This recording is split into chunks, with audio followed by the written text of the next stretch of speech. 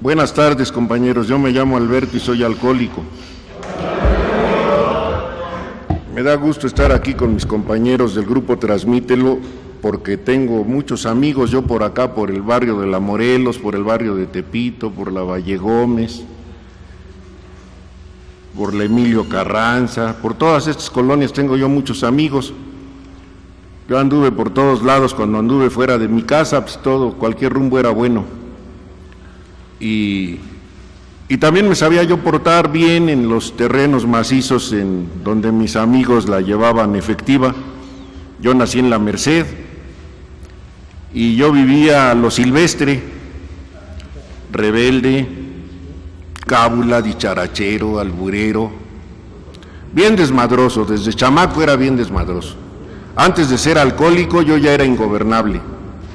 Por ahí visité casi estrenando las instalaciones de Obrero Mundial, el Tribilín, en 2 o 3 ocasiones. Ya ni me acuerdo bien porque a veces ni me quiero acordar de las tonterías que hice yo de chamaco, pero también luego me pongo a hacer una evaluación de todo aquello que viví y fue lo que me sirvió como base para buscar una nueva forma de vida, una vida útil y feliz como nos la prometen aquí en Alcohólicos Anónimos. Esto de la espiritualidad en Alcohólicos Anónimos no es una teoría, esto se tiene que vivir, y se tiene que vivir a conforme el Señor quiera irnoslo proporcionando, aunque sea mucha mi ansiedad, aunque sea mucho mi deseo de componerme rápido, Él sabe en qué momento es cuando me va a ir dando luz verde.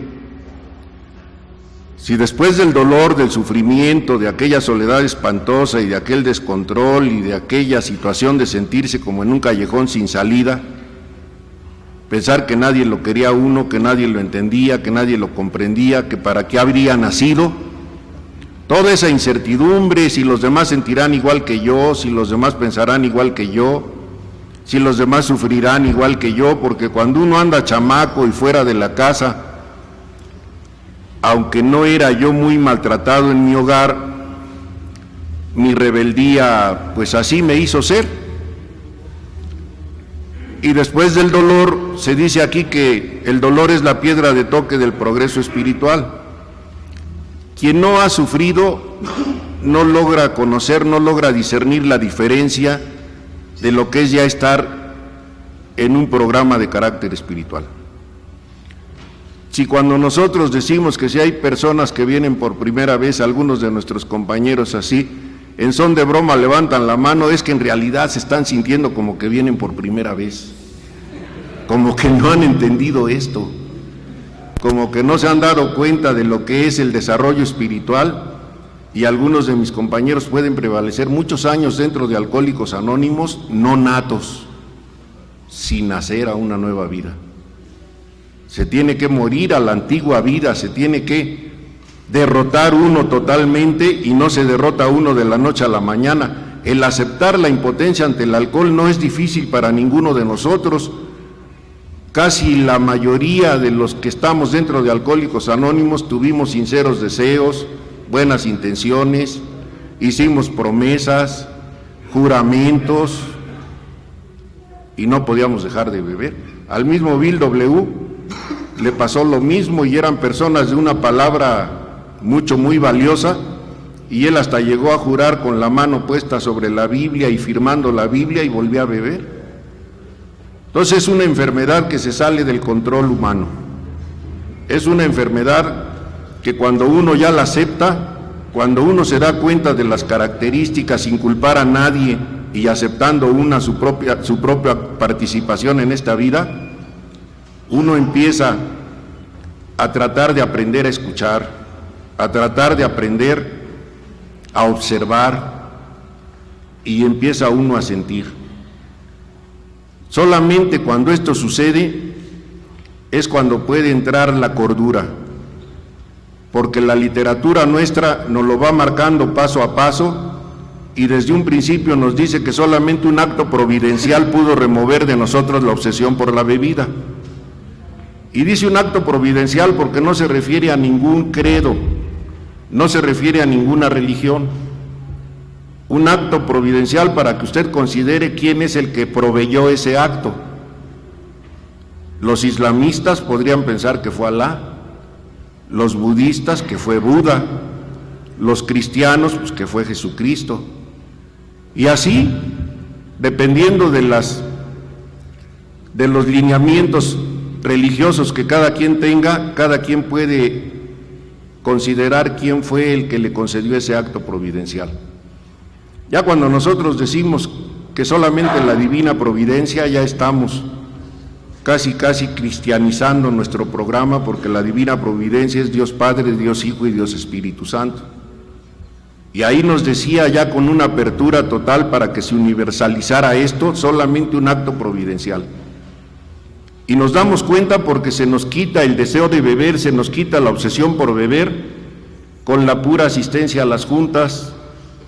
Esto se empieza a infiltrar gradualmente en nosotros gracias al ímpetu, al ánimo, a la disposición y a la entrega de nuestros compañeros, a los que más adelante luego maldecimos y juzgamos como sangrantes. Pero en un principio nos reciben en estado semisalvaje y ellos nos dan lo mejor que tienen, aunque algunos con palabras mochas o con un caló así todavía de los buenos o con mentadas de madre o con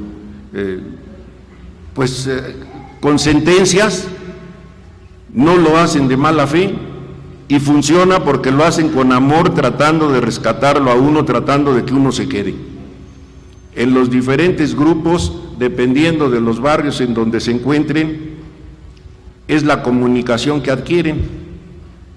Cuando yo tenía ya un par de años en Alcohólicos Anónimos, 3 años en Alcohólicos Anónimos, a los compañeros que querían conocer otros grupos y que me tocaba a mí hacer la labor que habían hecho conmigo mis padrinos, los llevaba yo a conocer diferentes grupos, algunos de por allá de las colonias más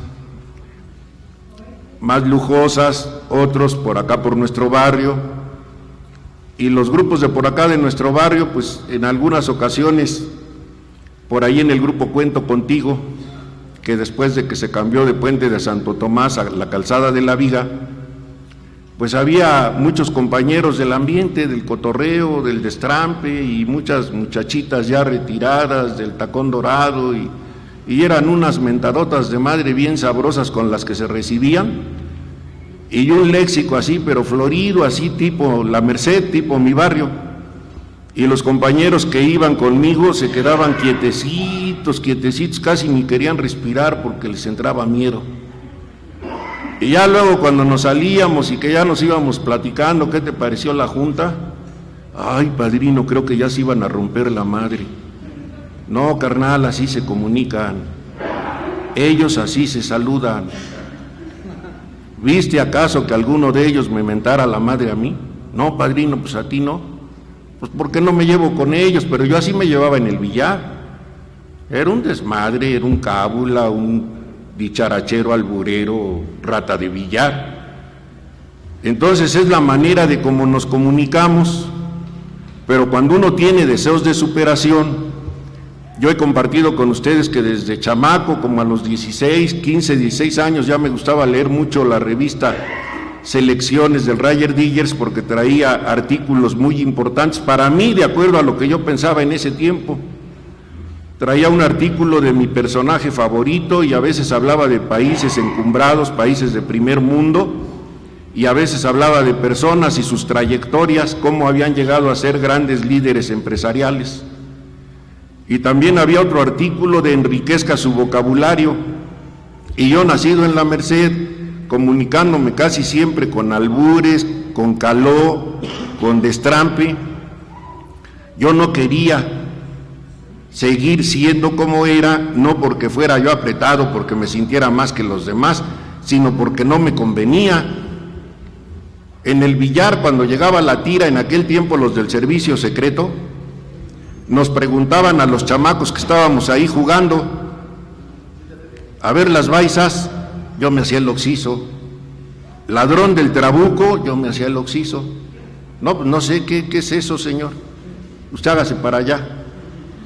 Y a los chavos buena onda que eran del barrio, pero que también sabían caló, les decían a ver las baisas y luego les enseñaban las manos. Y ladrón del trabuco, no, señor, me lo compró mi papá. Y a esos los apartaban en otro lado. Y a todos los malandrines como yo, que sabíamos que si les hablábamos o les contestábamos el calor nos iban a apañar y nos iba a llevar la racia, les contestábamos bien y nos hacíamos los oxisos como que no sabíamos lo que nos preguntaba. Y a los chavos buenos se los llevaba la tira, se los llevaba la racia, y a los cábulas malandrines como yo nos apartaban. Todo ese tipo de actitudes, de ser sagaz, de ser vivaz, lo van haciendo a uno que se vaya uno autoengañando conforme va avanzando en edad. Y se llega uno a creer algo especial, se llega uno a creer como que es superior a los demás. Y empieza uno a incurrir en el autoengaño. Y empieza uno a incurrir en la negación. Y empieza uno a hacerse un artista en las mentiras, un artista en las excusas, un artista en las evasivas, y aprende uno a ser mustio y a poner cara de buenito, y le gusta a uno salir al escenario con la cara que quiere que le vean los demás, aunque en el interior uno se sienta peor que gusano. Y son las descripciones que nos dan los compañeros cuando les hacemos alguna pregunta de por qué al alcoholismo se le considera como acérrimo, artificioso y burlón, rapaz y salteador. Yo decía, ¿cuántas mamadas le pusieron aquí? Pero cuando yo le preguntaba a los padrinos, como que primero le medían el agua a los camotes y veían a ver cómo iba yo a reaccionar, y ya me daban la explicación. ¿Tú sabes o entiendes lo que quiere decir acérrimo? Sí, terco, obcecado, aferrado, aguerrido. Burlón, sí, pues, irónico, sarcástico, mamón, burlón. Y les decía yo, pero no sé qué quiere decir artificioso. Y ellos me lo explicaron, que hacemos de las mentiras un arte, de los pretextos un arte, de las excusas un arte, de las evasivas un arte, y que nos gusta salir al escenario con la cara que deseamos que nos vean los demás.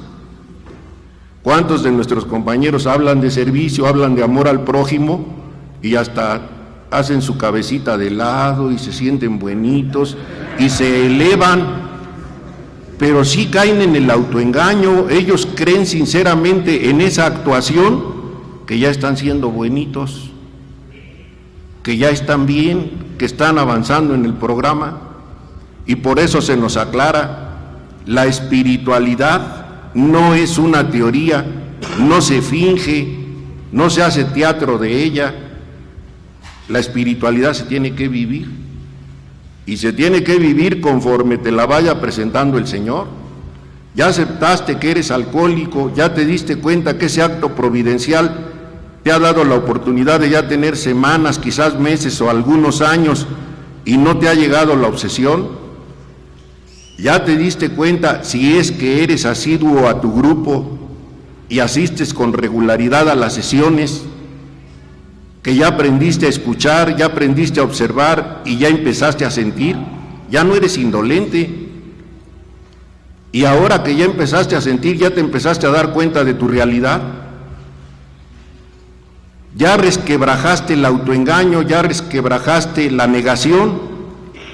Ahora ya te estás dando cuenta de que no eres víctima de las circunstancias, ya te estás dando cuenta de que no eres el perseguido, eres el perseguidor y eres el victimario. Pero no se trata que se te cargue de sentimientos de culpa, porque esa es la clásica justificación del conmiserado perpetuo. Se sienten culpables, se sienten inmerecedores y no hacen nada.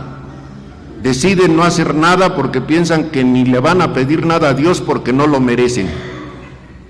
Y prevalecen así, en un estado no nato. Por eso hay compañeros que cuando les dicen que quién viene por primera vez, entre cotorreo y cotorreo levantan la mano, pero no porque quieran hacerlo, sino por impulso, para que les demos el recibimiento, para que les informemos y para ver si de alguna manera se interesan en este programa que es de desarrollo espiritual. El libro, el texto básico, nos va poniendo algunos ejemplos muy significativos con los que nos vamos a dar cuenta si estamos avanzando en el desarrollo espiritual o si estamos atorados. En el tercer capítulo narran la experiencia de uno que era perito de una firma de renombre allá en Nueva York, una persona culta, muy capacitada, muy preparada, y que cuando le llevaron el mensaje Bill y los compañeros al hospital, él los escuchó con atención, con cortesía, y ya que terminaron les dijo: con lo que ustedes me acaban de explicar, necesitaría yo estar loco para volver a beber. Estaba diciéndolo con honestidad, pero al tiempo les avisaron que ya estaba ahí otra vez aquel amigo de la firma reconocida en Nueva York, y no lo podían creer los compañeros, se hacían cruces, decían: no es posible, este amigo nos entendió perfectamente bien y tiene estudios avanzados. Llegaron y lo vieron y dijeron: sí es él. Decían los viejos, entre ellos Bill, y nos hicimos cruces, ¿cómo es posible que este haya vuelto a beber?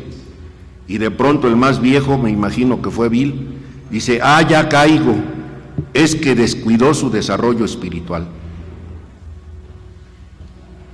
En nosotros descuidar nuestro desarrollo espiritual es como el boxeador que baja la guardia y deja la mandíbula a merced del enemigo, lo va a noquear.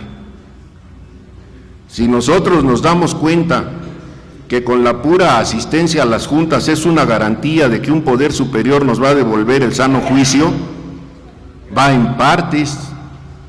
Con la pura asistencia a las juntas, lo que sucede es que aprendemos a escuchar, ya no a oír, sino a escuchar, a observar y a sentir. Dejamos de ser indolentes, pero eso nos acarrean reacciones físicas y mentales dolorosas, y a veces pensamos que vamos para atrás como los cangrejos. Esto, si no nos lo explican los compañeros de tiempo que están al pendiente con los nuevos para ver qué efecto y qué reacción les causa la terapia, uno no lo puede descifrar solo. Uno se acuerda, me dijeron que los mejores días estaban por venir, que iba a encontrar amigos para toda la vida, y me siento peor que cuando llegué. Pero se siente uno peor que cuando llegó, porque ya no culpa a los demás, ya acepta su responsabilidad y ya se da uno cuenta de que precisamente uno fue el victimario, no la víctima, o el perseguidor, no el perseguido. Esto parece como repetitivo porque es de vital importancia que nos demos cuenta de eso. Reacciones físicas y mentales dolorosas vas a vivir, porque suele ser peligroso incursionar solo en rutas espirituales. El que se la quiere llevar solo, casi está sentenciado a volver a beber. Un compañero por ahí entre el cotorreo, a un ahijado así que era aferrado y que le estaba preguntando que qué era ser agnóstico. Y ese compañero, pues yo creo que ya le había dado 2, 3 explicaciones y aquel cuate como que no las aceptaba. Dice: entonces, padrino, ¿qué quiere decir ser agnóstico? Ser pendejo y querérsela llevar solo, güey. Así de sencilla se la recetó. Si a nosotros se nos advierte que es peligroso incursionar solo, es porque necesitamos que nos lo expliquen. Esas reacciones físicas y mentales dolorosas es porque si ya se resquebrajó el autoengaño y ya se resquebrajó la negación, ahora ya me doy cuenta de mi realidad y empiezo a darme cuenta de todo el daño que causé, pero los compañeros, los padrinos entran al rescate y no permiten que yo me hunda en el pantano de la conmiseración. Prácticamente parece como si lo sacaran uno de los cabellos y lo sacudieran y al tiro: no se me agüite. Usted es responsable, pero no es culpable. Porque si lo dejan a uno que uno se etiquete con la cuestión del sentimiento de la culpabilidad, ahí se atora. Y sube uno a culpar a su esposa, a culpar a sus padres, a culpar el cómo le inculcaron un Dios castigador. cómo lo traían movido, cómo los santos reyes no le trajeron nunca nada, cómo Santa Claus no le trajo nunca nada, cómo el día del niño ni se acordaban de él. Y se la pasa llori, mami. ¿Y cuántos de nuestros compañeros tienen esas características? Estamos dándonos cuenta de una cosa vital para tratar de incursionar en rutas espirituales. La capacitación y el conocimiento que tenemos que tener de nuestras características y de las que no están escritas. Ahorita, si aquí estamos 100 seres humanos, cada uno de nosotros es un libro abierto. Y cada uno de nosotros es un libro abierto que no encontramos en ninguna librería ni en ninguna biblioteca. Y si cuando habla alguno de mis compañeros yo no pongo atención, me pierdo esa experiencia que no voy a encontrar nunca más. Si cuando yo estoy escuchando con atención a un compañero y me siento cerca de un cábula que nada más está codeando y cuchicheando y que quiere platicar, me va a interrumpir mi junta, no me voy a poder concentrar. No se trata tampoco de censurar a esos cábulas que no tienen poder de concentración ni de poner atención, porque de alguna manera la vida los ha tratado mal. Desde niños los pusieron a trabajar porque somos de familias numerosas que desde chamacos teníamos que trabajar. La gran mayoría de nosotros, los jóvenes en la actualidad ya no, gracias a Dios. Pero como teníamos que trabajar, no teníamos tiempo de jugar. No es que nos hayan robado nuestra niñez, es que la familia numerosa, pues son muchas bocas y había que ayudarle al jefe y a la jefa para que todos comiéramos. Pero al no dejarnos jugar, al no darnos chance de desarrollarnos en nuestra niñez, cuando nos mandaban a la escuela, ahí era a donde jugábamos, ahí era a donde cotorreábamos, ahí era a donde no poníamos atención, y en mi caso personal nada más iba a chacotear. En una ocasión me dijo el maestro Mario Benavides León: Romero, usted nada más está chacoteando, parece asémila. Pues yo me quedé así con el estoque adentro, porque yo dije, pues que las mentadas sí las entiendo, los albures, las groserías sí, pero que nada más estoy chacoteando y que parezco asémila, pues ¿qué me querría decir? Ya en el mercado yo le pregunté a un compañero que era norteño y le dio risa. Dice, nada más estabas dando lata, ¿verdad? Le digo, bueno, pues no tanto. Sí, dice, pues si nada más estás chacoteando, nada más estás dando lata y que pareces asémila, que pareces mula. Ah, ¿eso es? ¿Sí? Bueno, pues ya no está tan grueso eso. Pero ¿por qué no puede uno poner atención? ¿Por qué no puede uno concentrarse? No es algo que uno haya escogido. Si así le tocó nacer en una familia numerosa y tuvo que trabajar desde chamaco, pues es por eso que no puede poner atención, no puede concentrarse. Ahí mismo en la escuela, después de años, yo empecé a reflexionar, ya habiendo hecho inventario moral, ya estando ya con 10, 12 años en Alcohólicos Anónimos. Como cuando era cábula y desmadroso, igual que Galaviz, otro amigo de ahí de la Merced, el maestro se vio en la necesidad de pasarnos al frente a aventarnos un tiro, para ver si así nos estábamos quietos, a ver si así ya no estábamos de calenturientos. 2 o 3 ocasiones lo hizo y sí le dio resultado, porque ya después me senté yo de un lado y Galaviz del otro, pero de todos modos estábamos jodiendo. Les he comentado que hacíamos cucuruchitos que se parecían a los alfileres porque eran de papel celofán y con 2 dedos se los aventábamos a los chamacos de adelante y se les clavaban en la nuca.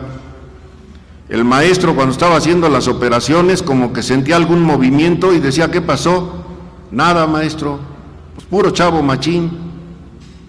Y ya cuando se volteaba otra vez el maestro a hacer las operaciones en el pizarrón, los chavos se quitaban el cucuruchito que les habíamos clavado y volteaban a ver a Romero o a Galaviz, chinguen a su madre. Ya sabían quiénes éramos los cábulas. Yo en Alcohólicos Anónimos no quiero ser vela en medio de la borrasca, porque no estoy zafo. Y por ahí en la tercera tradición nos dice que algunos somos como velas en medio de la borrasca, que nos apagamos y probablemente no volvamos a prender. Si yo ya conozco mi situación, si yo ya conozco parte de mis características, ¿a qué voy a la borrasca? ¿Qué necesidad tengo de juntarme con los desmadrosos para revirar? Los alcohólicos somos muy competitivos y cuando alguien es desmadroso uno quiere revirar para demostrarle que es más desmadroso que él. Y esa es la borrasca, el estar echando desmadre en las juntas, el estarse sobando el lomo, el estar diciendo venga, venga, venga. Todas esas cosas son falta de concentración y son como una especie de petulancia o de arrogancia, pensando que quien está hablando en la tribuna me lo está dirigiendo expresamente a mí. Y ninguno de nosotros, al menos de los que yo conozco que participan y que los invitan seguido a compartir, tiene ese tipo de características. Ya entendimos a través de la lectura de ese segundo paso lo que nos dijeron los 100 primeros alcohólicos. Llegamos al convencimiento de que solamente un poder superior a nosotros mismos nos podría devolver el sano juicio. También en otras versiones dice, llegamos a creer que solamente un poder superior a nosotros mismos nos podría devolver el sano juicio. Aquellos 100 primeros alcohólicos, los que coparticiparon para que se escribiera el texto básico, uno era gerente de la Kodak, otro era de los altos mandos de la General Electric, otro de la General Motors. Había ahí como unas 10, 12 eminencias con estudios y con doctorados, y como el alcoholismo es democrático, pues también a ellos les había alcanzado. Y con toda esa capacidad, con toda esa sapiencia que ellos tenían, al igual que Bill, y al igual que el doctor Bob, los 100 se derrotaron y dijeron, llegamos a creer que solamente un poder superior a nosotros mismos nos podría devolver el sano juicio. ¿Cuántos de nuestros compañeros con 2, 3 años ya se sienten terapeutas sin diploma y hasta le quieren llamar la atención a los viejos? ¿O quieren que los viejos le den coba y que acepten sus justificaciones peregrinas? Pero así es esta perversa enfermedad del alma, nunca se termina de aprender.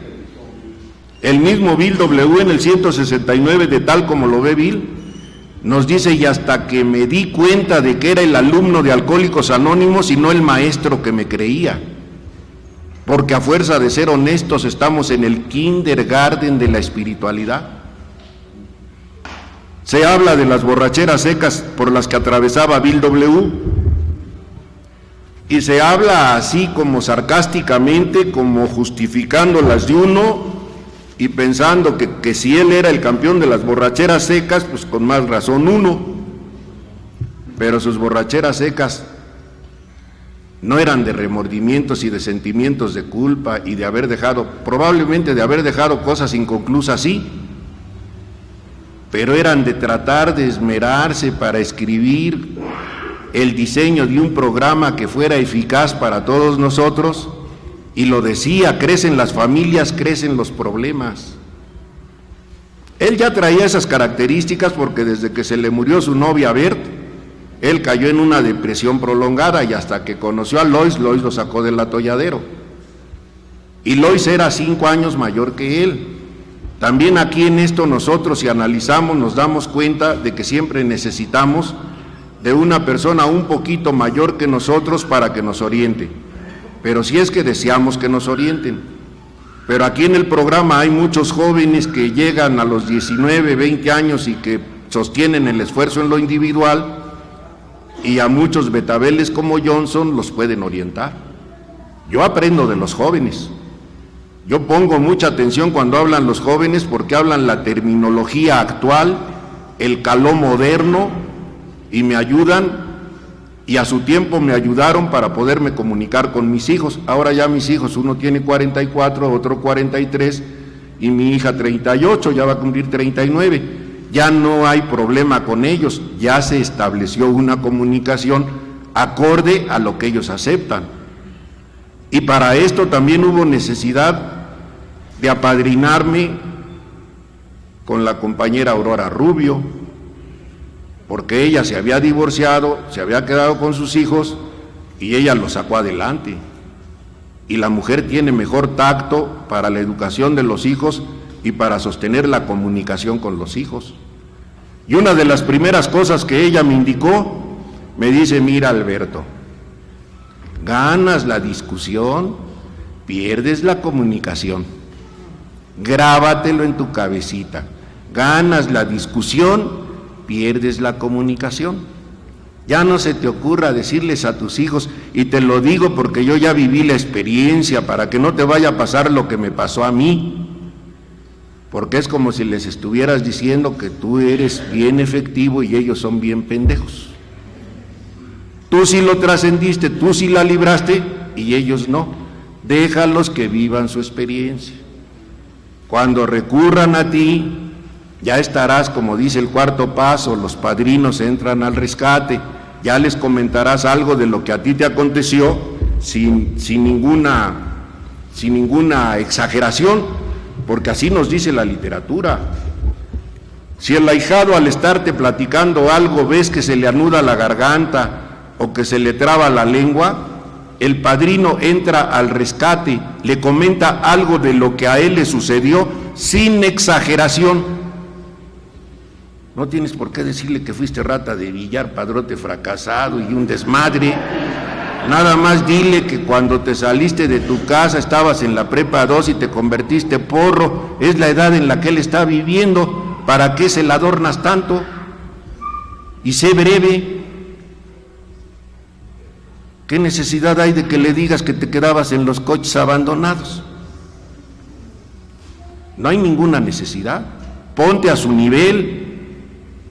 Calcula algo, no que lo amedrentes, sino que le des esperanzas. A muchos nos agrada practicar el apadrinamiento porque en gratitud de lo que a nosotros nos dieron, nosotros también queremos devolverlo. Pero se tiene que tener mucha paciencia y un buen control de los deseos personales para apadrinar. Si yo les llego a crear dependencia a mis ahijados, los voy a afectar, flaco servicio les voy a hacer. Ellos tienen que depender de Dios, no de mí. Y esto me lo enseñó a mí mi padrino Eduardo, en paz descanse. Porque yo, seguido así con la intención de demostrar mi gratitud, yo decía: gracias a mi padrino y estoy avanzando y ya hasta hice mi cuarto y mi quinto paso porque me ayudó mi padrino, gracias a mi padrino. Y un día me marcó el alto. Dice: a ver, espérate tantito. No es gracias a tu padrino, es gracias a Dios y a que has estado aprendiendo a sostener el esfuerzo en lo individual. A eso es gracias. Dale gracias a Dios. A mí también me salvaron otros compañeros y me ayudaron a hacer mi inventario. Si yo deseo por intereses personales que me rindan pleitesía a mis ahijados, los hundo. El cuarto paso dice: aquellos que se arriman a los fuertes, cuando estos perecen o se mudan, quedan otra vez asustados a la deriva. Tienen que depender de Dios, no del padrino. Pero para depender de Dios se tienen que capacitar, tienen que leer y después estudiar el texto básico. Y si no estudian el texto básico, pues se la van a querer llevar fácil. A la gran mayoría nos gustan los atajos atractivos y pues van a depender, e incluso van a tratar de practicar lo que les dice el padrino, peladitas y a la boca. Pero tenga en cuenta que su padrino tuvo que intensificar en determinados aspectos del programa, dada su necesidad. Usted tiene que encontrar su propio ritmo. Usted tiene que buscar su desarrollo espiritual. Esto es de una conversión. Esto es de dar el viraje. Si usted está dándose cuenta que a como la está llevando no le está dando resultado, ya lo quiere dejar su vieja, ya le dijeron que mejor ahuecara el ala, pues dé el viraje, reconsidere sus actitudes, dése cuenta en qué está fallando.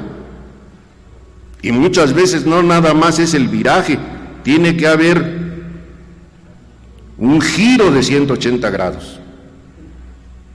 Va usted hacia el matadero, se las quiere llevar peladitas y a la boca.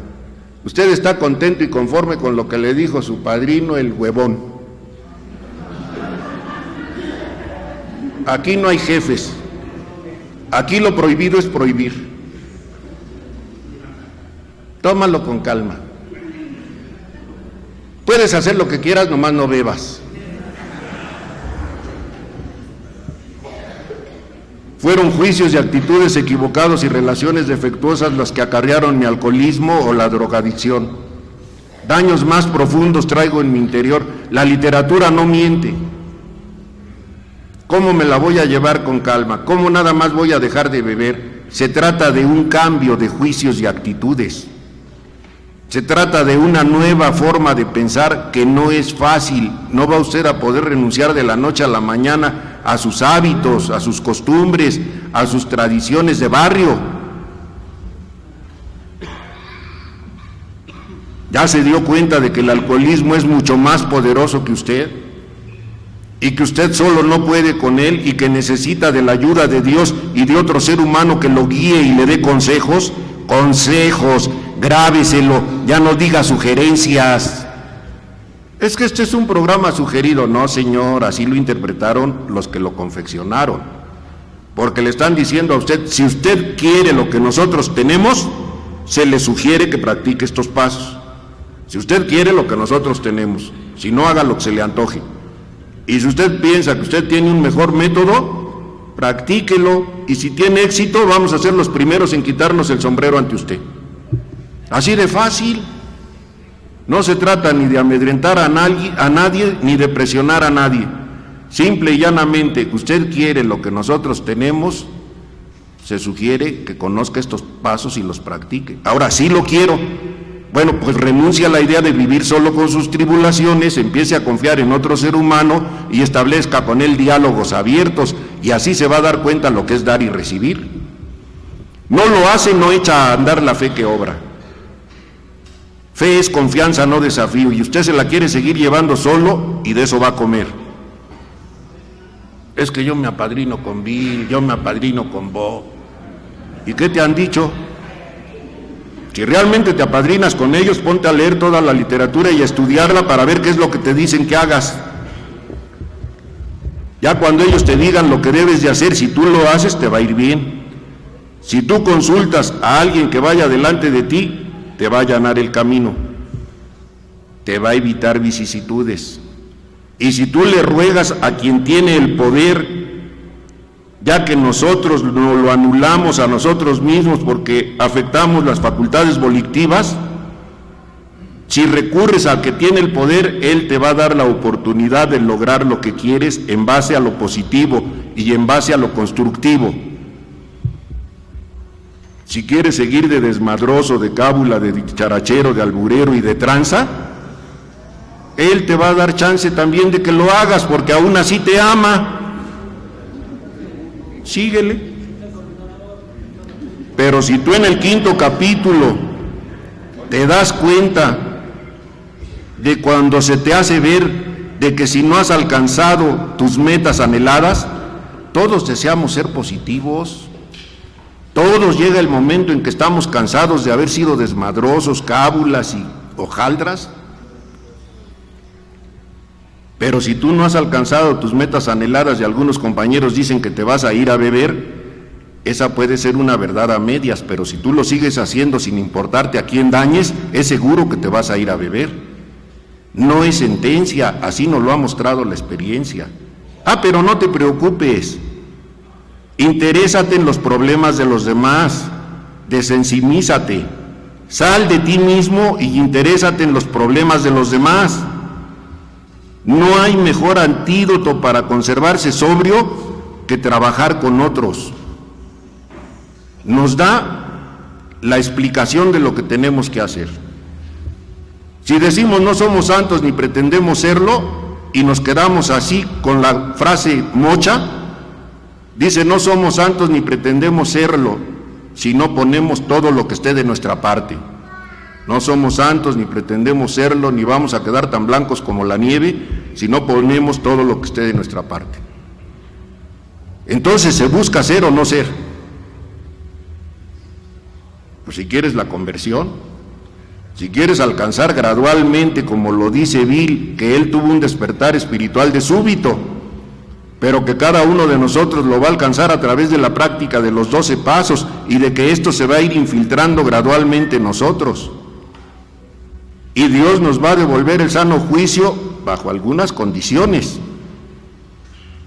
Tienes que asistir a las juntas, tienes que disciplinarte. ¿Te has dado cuenta que tienes un cerebro privilegiado y que pudiste haber sido un magnífico profesionista porque otros que tenían menos capacidad que tú para aprender alcanzaron sus profesiones y fue por el esfuerzo sostenido que ellos desarrollaron? En lo que tú te ibas de desmadroso a verle las tetas y las piernas a la Bangidal, a la Lerdo de Tejada y a la Lincoln, a las chavas, ellos entraban a clases. En lo que tú te ibas al billar y al futbolito de mesa a jugar y a cotorrearla, ellos entraban a clases. ¿A quién culpo de eso? Tengo que aceptar mi responsabilidad y no etiquetarme como culpable, porque el que se etiqueta como culpable se siente inmerecedor, y el inmerecedor no merece ni madre, así de fácil. Si ni lo que le está proporcionando el Señor lo quiere, entonces yo tengo que continuar. ¿Qué me sugiere el tercer paso? Lo que el alcohólico necesita es un esfuerzo sostenido en lo individual, un esfuerzo continuado y sostenido, un esfuerzo sostenido en la práctica de los 12 pasos. Ese esfuerzo sostenido es un trabajo para toda la vida. ¿Cómo me ilustra el tercer capítulo? Aquel que le amputan una pierna jamás le va a crecer otra. El que es alcohólico para toda la vida. Y somos como una especie del Dr. Jekyll y Mr. Hyde. Si a usted se le sale Mr. Hyde, va a volver a hacer las pendejadas que hizo durante el tiempo que estuvo fuera de Alcohólicos Anónimos.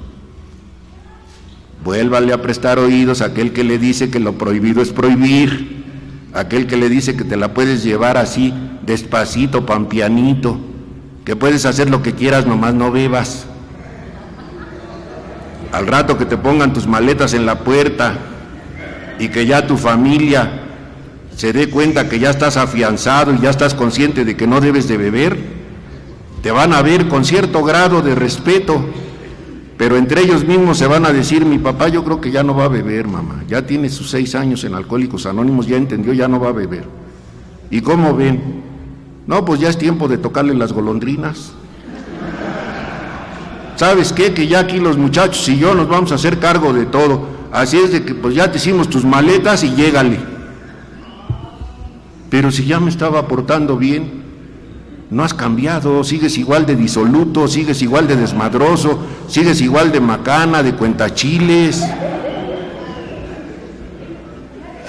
¿En qué has cambiado?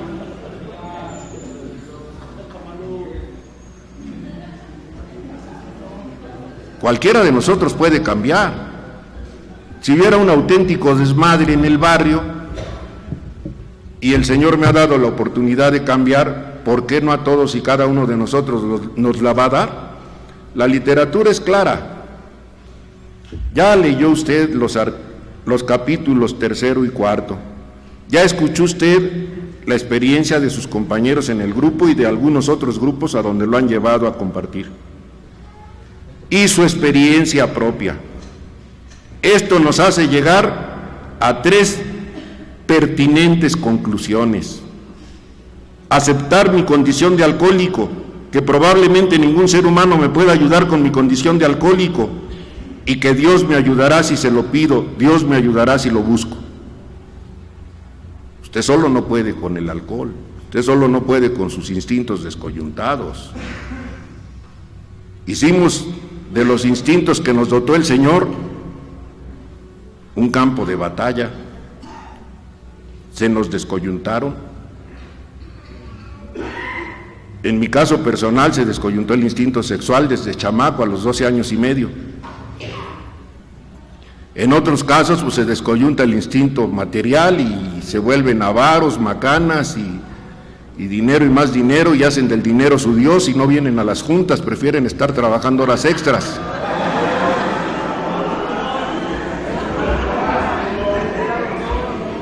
Y en el caso del instinto social, por ahí sale el simpatías, el que sabe contar cuentos colorados, el que tiene los chismes actualizados, el que se sabe vida y milagros de todos y cada uno de los del barrio y de los del mercado. Y a ese nos lo jalamos y nos lo llevamos a chupar, aunque siempre ande de lámpara, porque nos ameniza. Y él descoyunta su instinto social, se vuelve el simpatías, el que le cae bien a todos. Afortunadamente muchos de ellos no son alcohólicos, y cuando ya uno se retira y ya no los jala, pues ellos, como nunca aprendieron a conseguir medios, pues ya se les quita lo desmadrosos y se ponen a chambear, y algunos ya hasta se jubilaron. Dice uno, pero este güey chupaba al parejo con nosotros. Pues sí, pero nomás en lo que andaba en el cotorreo. Hay bebedores fuertes, hay bebedores problema, hay bebedores sociales, hay bebedores periódicos. Usted tiene que darse cuenta a qué grupo de bebedores pertenece.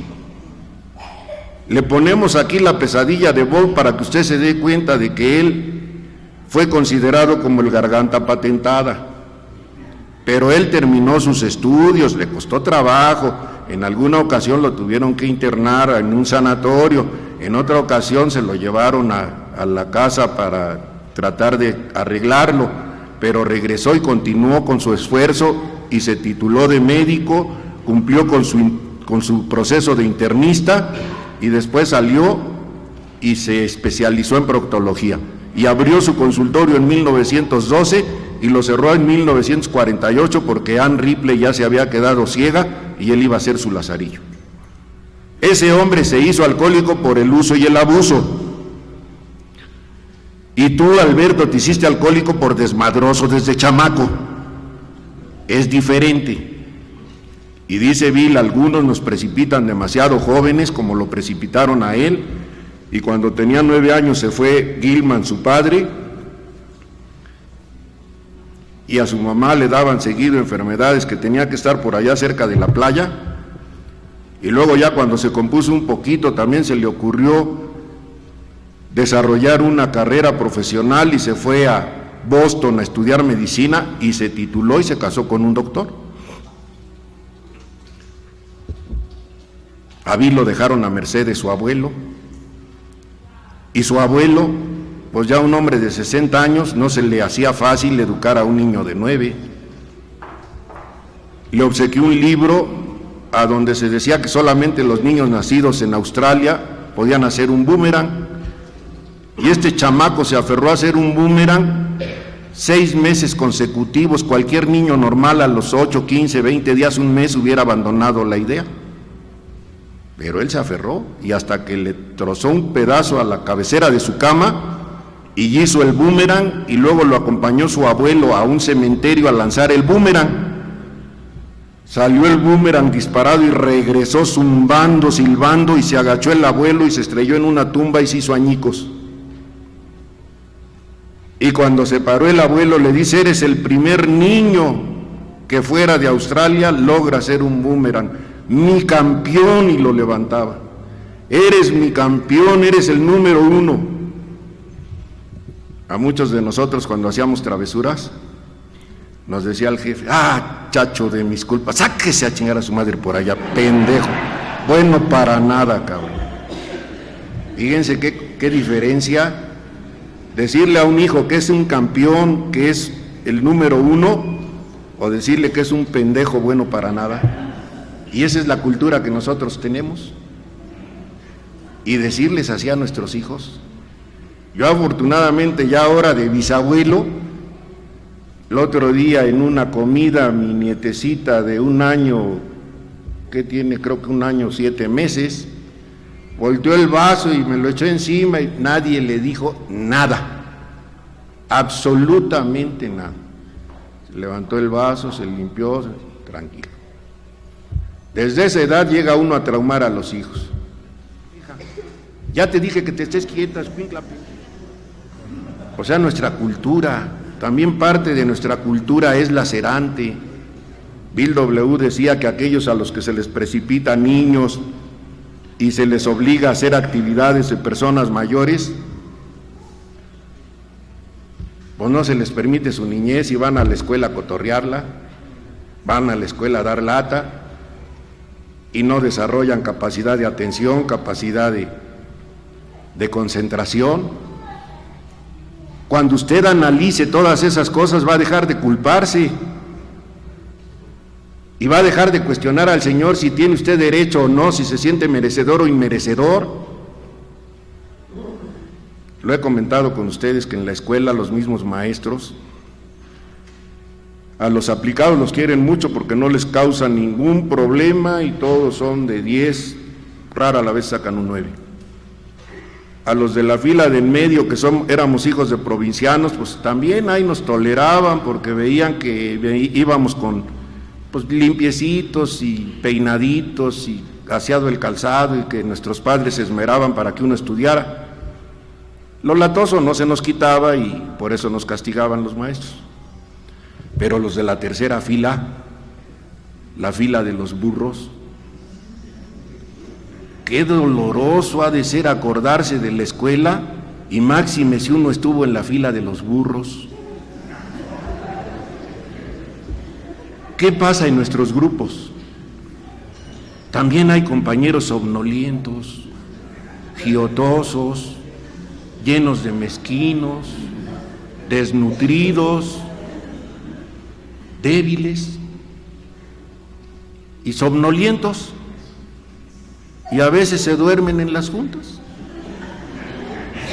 Así pasaba en la escuela, niños sin capacidad de aprendizaje por hambre, por anemia, por desnutrición, a veces descalzos, giotosos, llenos de mezquinos, y todavía etiquetarlos como los burros. Esos niños eran hijos de drogadictos, hijos de alcohólicos, hijos de madres solteras, y en aquel tiempo se les decía bastardos. Qué poca madre. Y todavía hay personas que tienen esas características de señalar y etiquetar incluso a sus hijos. Por eso este programa nos saca de ese atolladero y nos damos cuenta en qué consiste mi desarrollo espiritual. ¿Cómo es que voy a adoptar este programa en lo más que pueda para dejar de sentirme frustrado, para dejar de estar resentido conmigo mismo?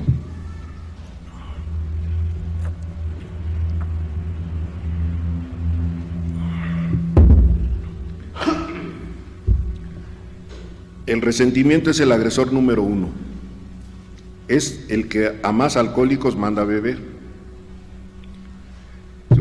Si usted está resentido con su padre aquí en la tierra porque ni lo conoció, si usted está resentido con su madre porque usted argumenta porque ahora que está joven y se le han metido ideas peregrinas en la cabeza, decir que no era un niño deseado, que usted era un niño no deseado, y que su jefecita por andar de calenturienta. Fíjese en lo que dice, porque usted, si rechaza a su madre, si rechaza a su padre, si está resentido con ellos, no acepta la vida, no acepta su origen, usted está muerto.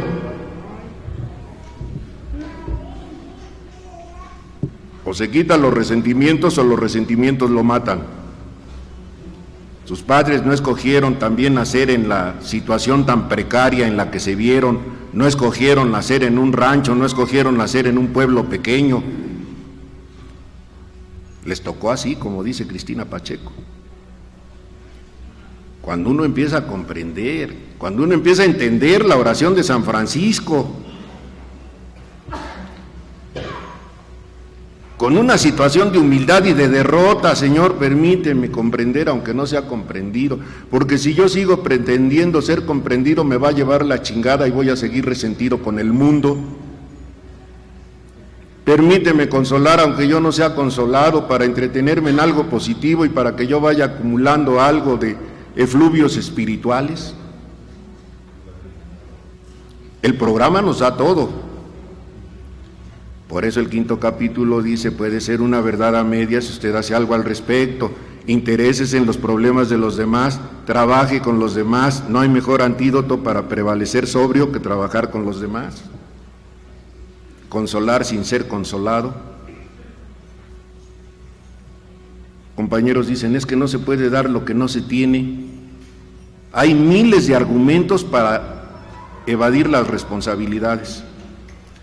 Mire, compañero, cuando llegó el mensaje a Cleveland, lo llevó Clarence Snyder y Dorothy, su esposa, y la pandilla de Cleveland que iban a Akron, a la casa de T. Henry Clarence Williams, a las juntas, y dejaron de ir porque iban de 45 millas distancia y a veces no les daban la palabra, y dijeron que iban a abrir su grupo en Cleveland.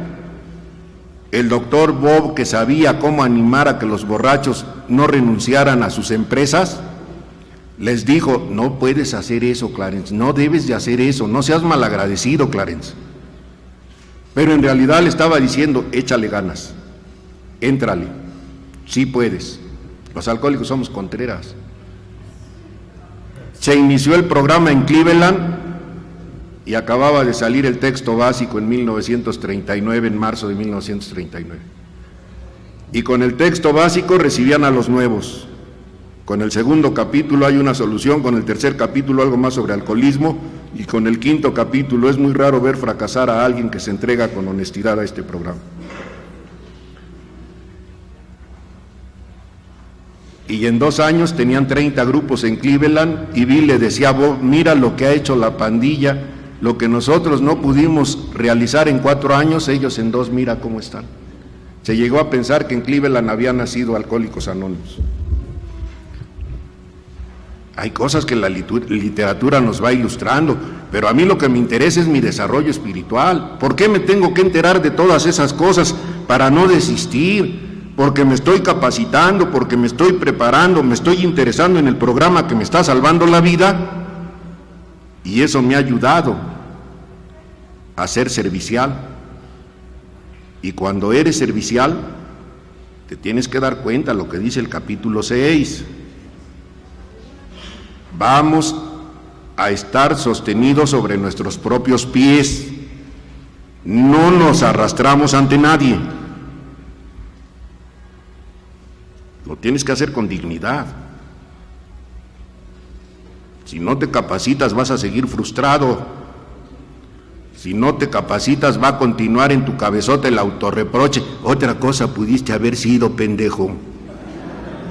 Dios te dio buen cerebro, pero lo tienes nuevo, güey, no lo has usado. Por eso la mentada mirada al espejo suele ser abrumadora, porque esa mirada en el espejo es la imagen la que le dice uno: otra cosa pudiste haber sido. Tenías buena capacidad de aprendizaje, pero eras desmadroso. Pero nadie llega antes ni después. Y en el momento en que uno llega es cuando el Señor le está dando a uno luz verde, que si uno la aprovecha, empieza su capacitación a partir de ese día, y al tiempo uno se va a sentir útil y feliz. Y van a entrar en usted sensaciones de carácter espiritual que antes jamás había sentido.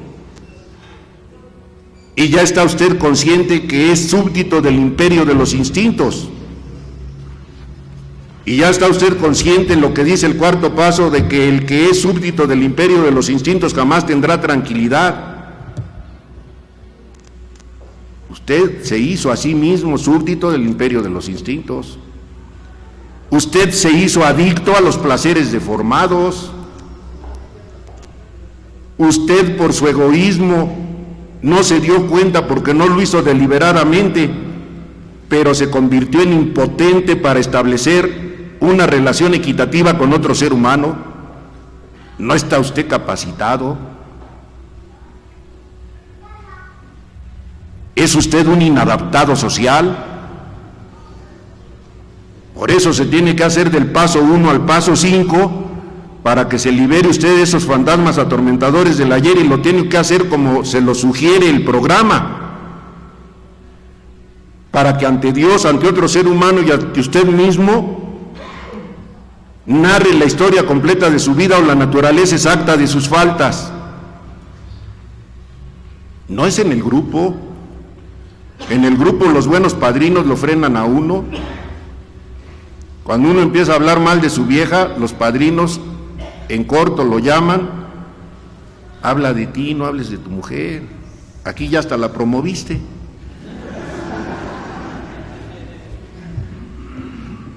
¿Por qué te quejas de tus hijos? Padrino, me paro desde temprano, vivo hasta Iztapaluca y me vengo a chambear y me rompo la madre y ya regreso como a las 11 de la noche y luego veo la tarjeta de mis chavos de calificaciones y 5 y un 6. Chale, padrinos. Y luego lo dice en la tribuna y lo dice 2, 3, 4 veces hasta que el padrino le dice: a ver, espérate tantito. Ya lo habíamos platicado en corto y ya te lo había yo explicado, pero creo que no lo entendiste. A ver si así delante de todos lo entiendes. ¿Cuánto te sacabas tú en la escuela? No, padrino, no se vale. ¿Cómo no se vale? ¿Cuánto te sacabas? No, pues troné como 5 materias, padrino. Entonces, ¿por qué quieres que tus hijos se saquen 9 y 10, güey, si son tus hijos? Si fueran hijos de catedráticos se les tendría que exigir, porque el coeficiente intelectual lo podrían tener muy elevado, pero hijos tuyos, cabrón. Vale madre, ya no me vuelvo a padrinar con este cabrón. Si no le hablan a uno en concreto, no lo entiende. Solo cuando duele. Deje usted de exigir. Dista mucho una exigencia de una petición. No le exija usted al patrón. Pídaselo humildemente y si es necesario de rodillas.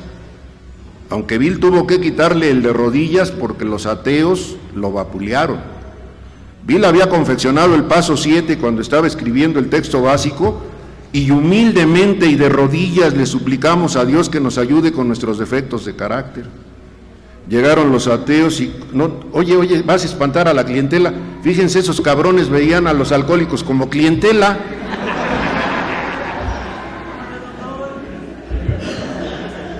No los vas a asustar, no les pongas de rodillas. Si te quieres arrodillar, tú arrodíllate tú, pero no les pongas a ellos de rodillas. 2 horas discutiendo, hasta que Lois les devolvió la cordura y les dijo: ¿qué les parece si se toman un cafecito y luego siguen con su trabajo? Ya fueron, se tomaron el cafecito y Bill le quitó de rodillas. Y luego en las exposiciones que él hacía, decía: y gracias a mis compañeros y amigos los ateos, porque fueron los que franquearon las puertas de Alcohólicos Anónimos, yo las estaba haciendo muy angostas. Reconocía a Bill.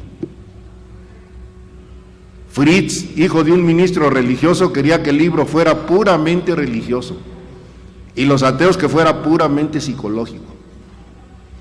Y Bill dice: bendito sea Dios, porque no salió ni puramente religioso ni puramente psicológico, salió espiritual. Nosotros, para encontrar la pauta y nuestro ritmo para nuestro desarrollo espiritual, es cada uno de nosotros en lo individual.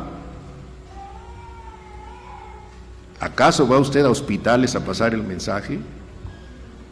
¿Acaso va usted a reclusorios a llevarle el mensaje a los que no pueden salir, pero nosotros sí podemos entrar? ¿Se ha apuntado usted en algún comité de información pública o de instituciones carcelarias o hospitalarias? ¿Se esmera usted para que en su grupo haya avance y juntas de estudio? ¿Apadrina usted adecuadamente a sus ahijados, como dice la segunda tradición? Para el propósito de nuestro grupo solo existe una autoridad fundamental, un Dios amoroso, tal como se expresa en la conciencia de nuestro grupo. Nuestros líderes son fieles servidores, no gobiernan, nos guían con el ejemplo. ¿Ya entendió usted lo que es guiar con el ejemplo? ¿Por qué calabacea usted a sus ahijados cuando llegan tarde? Si usted llega tarde, cabrón.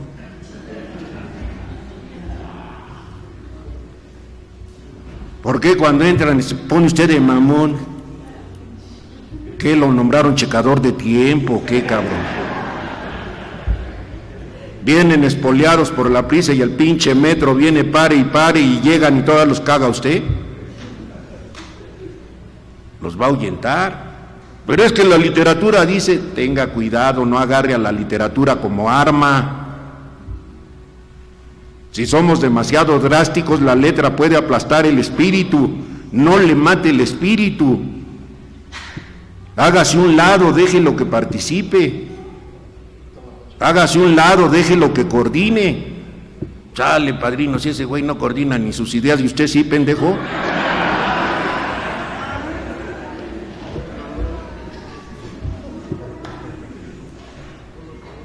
En el 9º capítulo nos vuelven a dar otra demostración del descuido del desarrollo espiritual. A algunos nos gustan los atajos atractivos.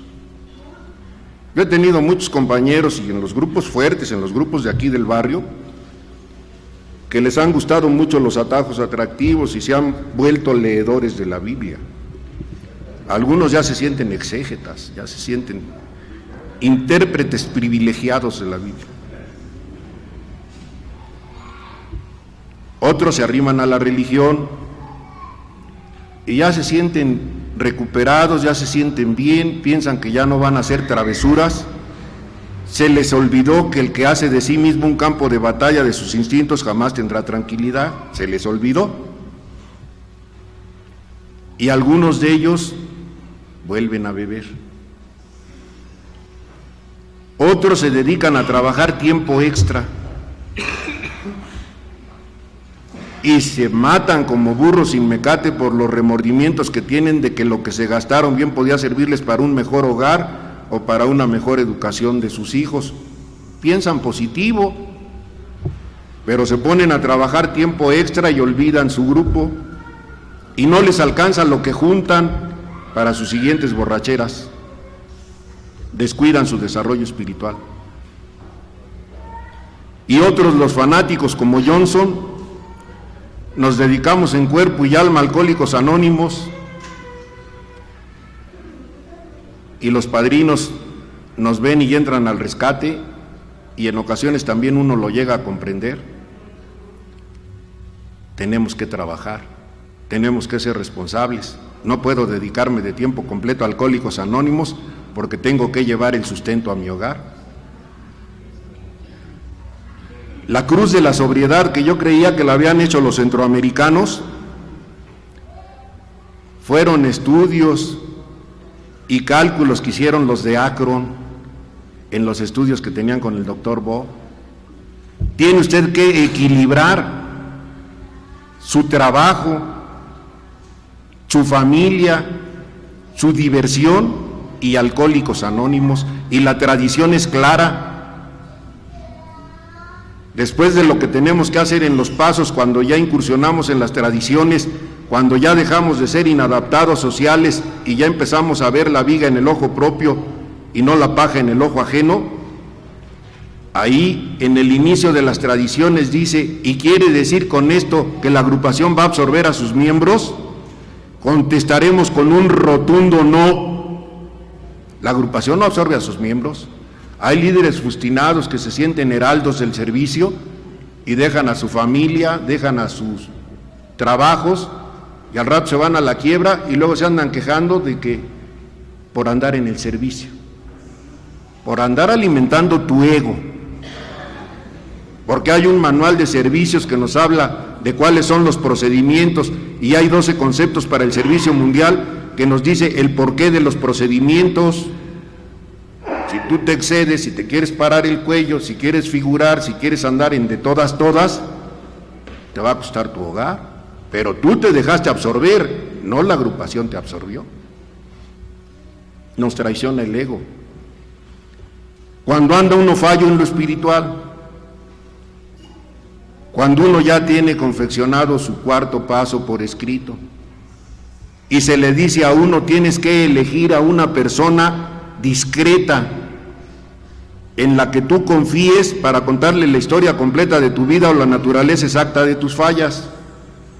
Si tienes religión, podría ser tu confesor, o podrías acercarte a gente debidamente ordenada.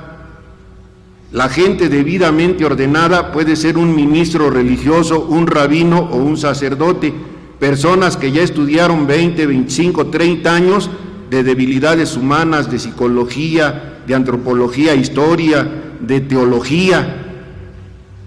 Debidamente ordenada es como si dijéramos con un médico titulado. Y luego 2 renglones abajo dice, pero te tienes que capacitar para que te des cuenta cuando los religiosos están en lo cierto.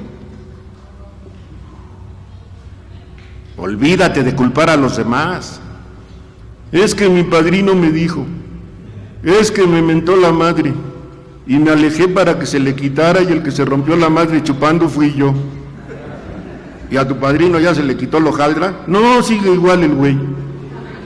Entonces a él no se le va a quitar nada, acéptalo como es. La diversidad de criterios y caracteres es lo que enriquece a nuestra agrupación. ¿Qué querías encontrar aquí, puro monje, o qué querías encontrar? Si venimos del barrio. El desarrollo espiritual no es una teoría, compañeros, tenemos que vivirla y tenemos que enfrentar los miedos. El miedo, madeja putrefacta que parece ser que atraviesa los telares del alma. En la primera edición que escribió un boricua, así no lo interpreta. Ahora dice hilo pútrido que se entrevera en nuestro interior, también es una cosa pútrida. Y el miedo podría estar considerado al igual que el robo porque causa igual o más vicisitudes que el mismo. Y del egoísmo se nos generó la envidia y el miedo. Y del miedo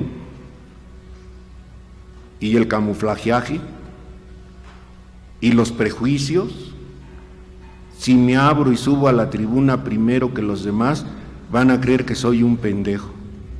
Nadie va a creer que eres pendejo, carnal. Todos atravesamos por lo mismo. Tú sube y expresa lo que sientas. Nomás no hables mal de tu vieja, no la promuevas. No hables mal de tus hijos, habla de lo que tú hiciste. Los demás te trataron mal, bueno, está bien, ya lo escuchamos, ya lo espiaste. Ahora dinos qué les hiciste para que se portaran así contigo.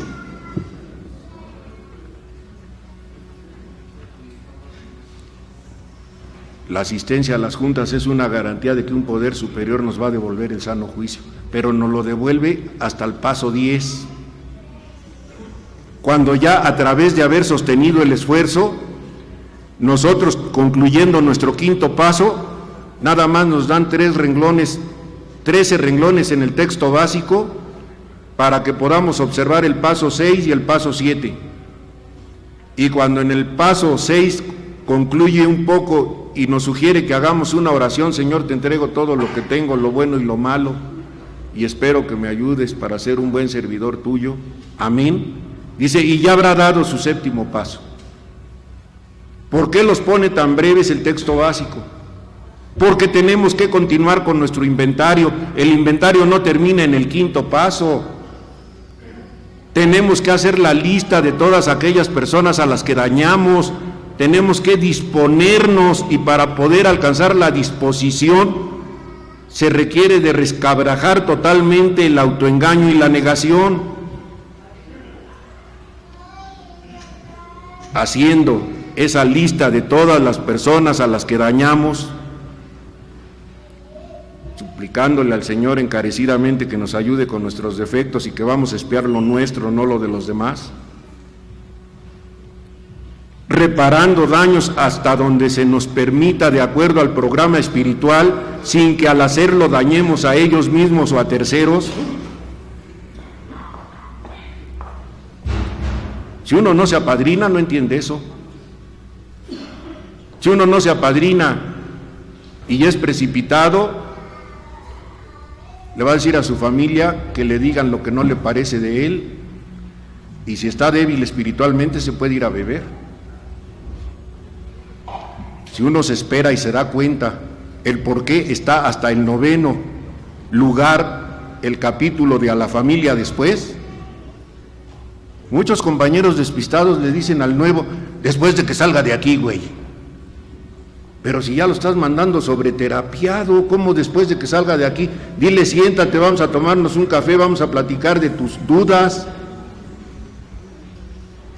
Llega uno después de que sale de la junta bien acelerado, y antes de meter la llave al ojo de la chapa, uno escucha una algarabía toda madre allá adentro, está puesto el estereofónico, está prendida la televisión, y unas risotas a toda madre, y mete uno la llave al ojo de la chapa, y tienen un oído muy fino los de la familia, y se dan cuenta de que ya llegó el ogro. Y cuando usted abre la puerta, toda aquella algarabía parece como si usted les hubiera dicho, engarrótenseme ahí. Todos silencios. Y llega usted sobreterapiado echando pez, vale madre, por eso están así de jodidos, ya están con sus moconovelas, cámbienle a los noticieros, vale madre. Se aplasta usted en su sillón, quita usted a su hijo que estaba ahí bien a toda madre, quítate de mi sillón. La señora dice que se va a ir a planchar los uniformes, el hijo que va a ir a lavar sus tenis, la hija ya empezó a bostezar, que ya mejor se va a dormir, va a acabar de hacer su tarea. Ya está usted otra vez solo, güey. Bueno, ya entendí, padrino, ya entendí. Ya sé lo que voy a hacer. Compré una televisioncita chiquita de 14 pulgadas con control remoto en mi recámara, chingón. Obediente el muchacho. Llegué, me subí, no les dije nada en lo que estaban viendo, tranquilo, prendí mi televisión y estaba bien entretenido con los programas que a mí me gustaba, el de Hunter y algunos otros. Pero cuando le ponía yo mute, escuchaba yo la algarabía allá abajo. Y así como unas 6, 7 veces, hasta que en una de esas que le puse mute, ya estás solo otra vez, hijo de la chingada. A ver, güey, ya está la algarabía de tu familia. Y dicen que el que es pendejo ni de Dios goza, cabrón. Apagué mi chingadera y me bajé allá abajo con mi familia. Decía uno de los padrinos, pues por lo menos échate tus tacos de ojos y luego salen unas que están reprecisas. ¿Qué trabajo cuesta involucrarse en el rebaño humano? ¿Qué trabajo cuesta dejar de sentirse el jefe de la casa? ¿Qué trabajo cuesta darle su lugar a la esposa? La chinga que se lleva con el trabajo del diario y todavía educa a los hijos. Y ella ahí estuvo siempre. Y yo andaba de ojete. Es como que hacen contubernio con su madre, mis hijos, padrino, y a mí a veces ni me pelan, ni te pelarán, ojete.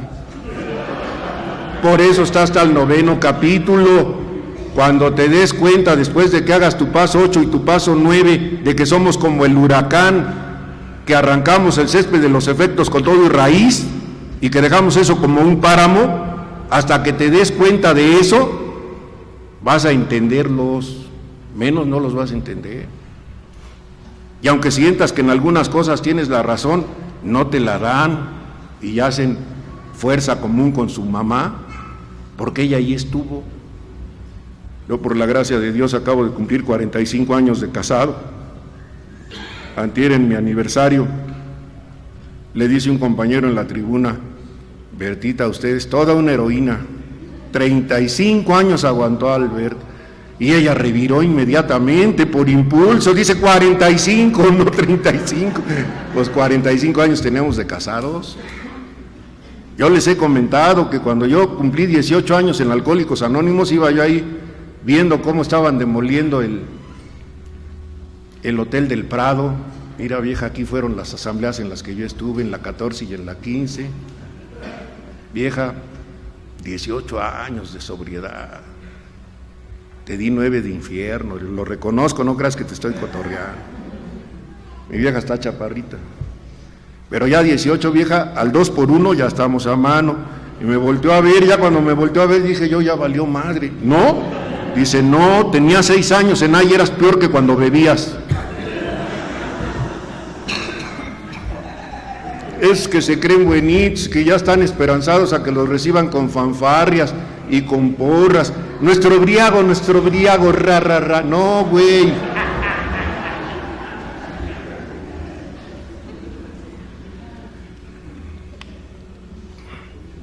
Da gracias a Dios que te dejan entrar, cabrón.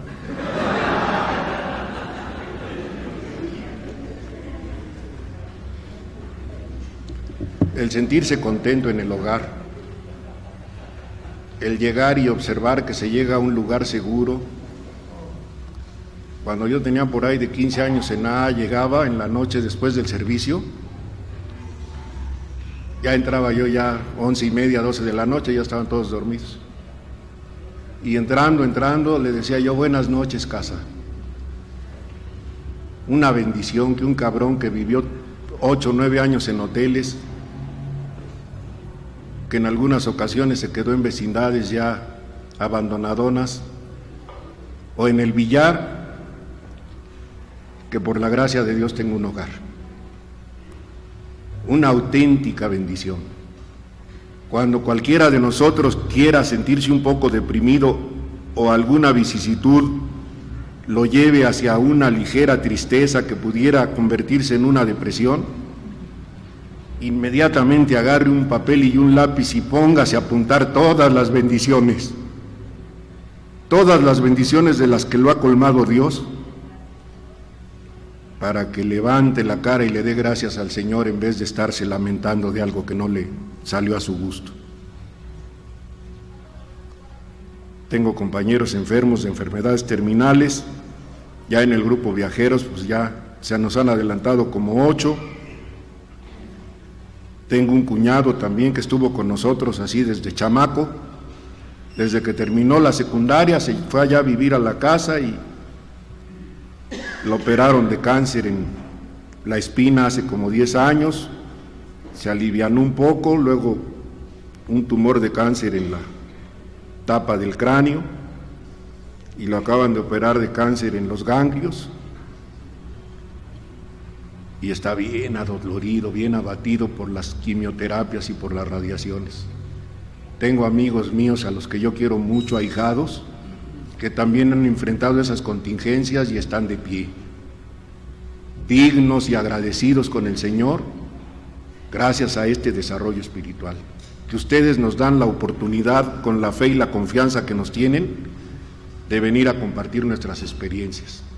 Si no es una teoría, yo les tengo que hablar de mí, de lo terco y lo obcecado que he sido, de lo pretencioso y de cómo le he tenido que bajar de volumen, y cómo todo lo que anduve en el servicio fue por la gracia de Dios y por la confianza que me tuvieron todos ustedes, como para votar por mí y considerarme que yo podía desarrollar los servicios que se me encomendaron y que por la gracia de Dios no dejé ni uno tirado.